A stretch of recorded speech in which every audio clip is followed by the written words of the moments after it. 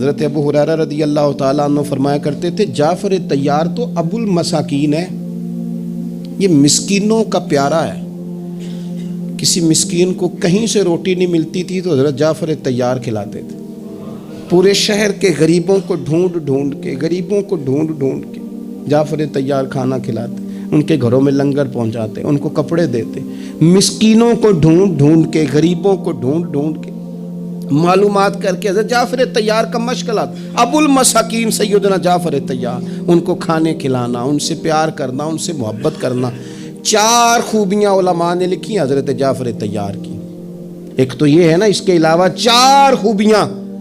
ایک تو حضرت جعفر طیار فرمایا کرتے تھے میں نے زندگی میں کسی بت کو سجدہ نہیں کیا، اس لیے کہ میرا بچپن سے ذہن ہے کہ پتھر نہ نفع دے سکتا ہے نہ نقصان، ذہن ہے۔ اور دوسرا فرمایا کرتے تھے زندگی میں شراب نہیں پی۔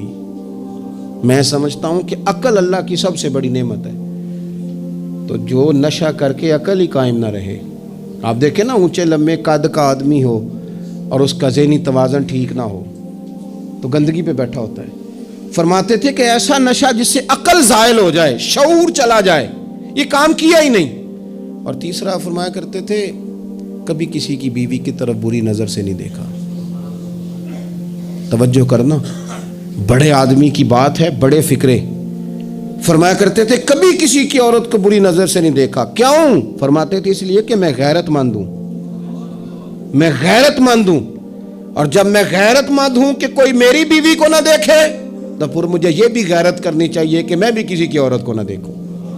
فرماتے تھے میں نے کبھی کسی کی عورت کو بری نظر سے، اور چوتھی بات فرمایا کرتے تھے میں نے جھوٹ کبھی نہیں بولا۔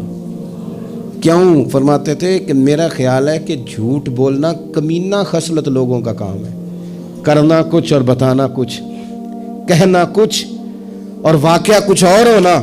فرماتے ہیں جھوٹ کبھی، میں اسے سمجھتا ہی نہیں کہ یہ 4 صلاحیتیں حضرت جعفر طیار میں بدرجہ اتم پائی جاتی۔